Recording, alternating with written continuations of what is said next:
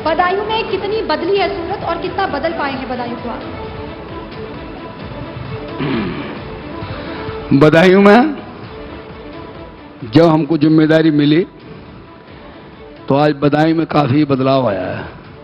बदायूं में sewer line की समस्या थी और वो 4 से कुछ करोड़ की वहां पर स्वीकृत हुई है वहां पर, और उसका शुभारंभ भी हो गया।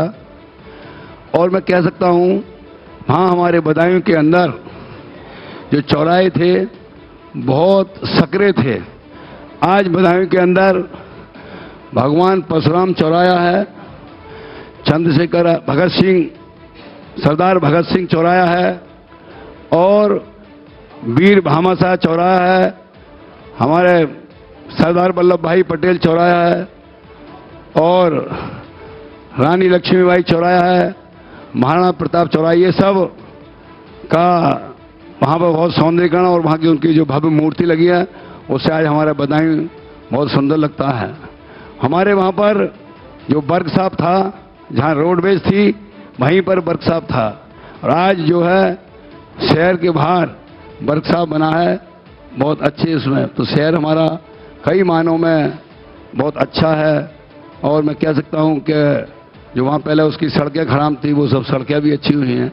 तो बदायूं की जो बाईपास की समस्या थी, बाईपास की जी बदायूं बदल रहा है रफ्तार से। हाँ, बदायूं और बाईपास की इतनी समस्या थी, अंदर इतना जाम लगा रहता था, इतना जाम रहता था कि कई घंटे जाम लगता था।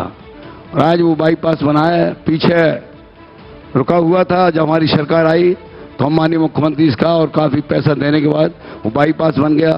और एक पीछे उसमें कोई पुल की भी समस्या थी 16-17 करोड़ रुपए की, वो भी पूरी होने के आज एक बाईपास चालू हो गया। दूसरे की भी हम तैयारी कर रहे हैं, तो हमारा बाईपास भी हो गया। और हम कह सकते हैं कि वहाँ पर हमारे 400 कुछ का एक विद्युत घर जो बना है केवीए का, और वो 6 से 74 कुछ ऐसे करोड़ का है, तो वो भी वहाँ पर बन गया।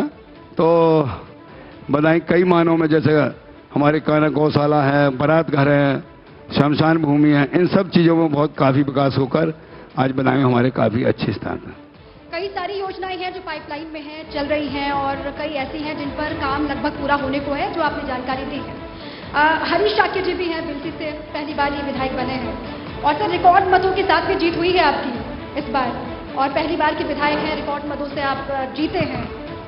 सबसे पहले तो 6 महीने का वक्त गुजर गया है, आपकी विधायकी को 6 महीने का वक्त हो गया। अभी तक आपने क्या कुछ किया है बिलसी के लिए, और आगे का आपका विजन क्या है? सबसे पहले मैं आप सबका धन्यवाद देता हूं कि आप सब लोगों ने मुझे इस चैनल पर बुलाने का काम किया।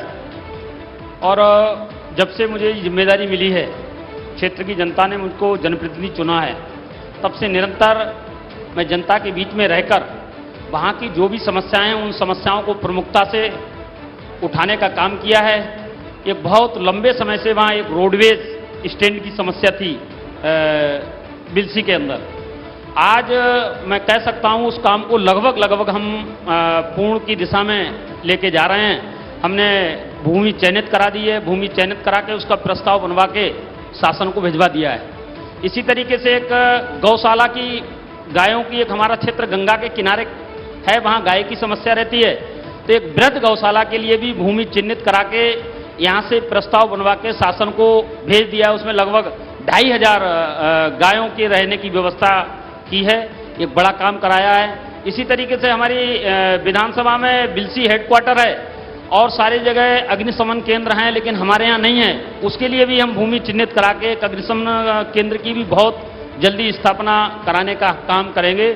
और हमारे यहाँ डिग्री कॉलेज है, डिग्री कॉलेज में बीएससी की कक्षाएं प्रारंभ नहीं हुई हैं, तो चूंकि 15-20 किलोमीटर रेडियस में वहाँ 10-12 इंटर कॉलेज हैं, लेकिन बीएससी की कक्षाएं ना होने के कारण बेटियों को बहुत समस्या है। इस कारण मैंने वो भी प्रस्ताव बनवा के कॉलेज में और उस कॉलेज के प्रस्ताव को भी शासन को भिजवाने का काम किया है। तो बहुत सारी चीज़ें हमारी प्राथमिकता पे हैं जिनको मैं काम करने के लिए निरंतर प्रयास कर रहा हूँ। क्षेत्र में हमारे पंचायत घर भवन बने हुए हैं, उन भवनों में अच्छी लाइब्रेरी की स्थापना हमने एक नई पहल शुरू की है।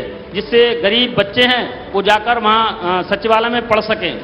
और बहुत सारी जो सरकार की योजनाएं जिनके ऑनलाइन फार्म आवेदन किए जाते हैं, तो हम कहीं जाने की आवश्यकता ना है। गांव में वो पंचायत भवन में हमारा एक कंप्यूटर ऑपरेटर रहेगा और वो सारी योजनाओं को उसमें लंबे वक्त से लाभ इस्तेमाल भी देगा। हो रही।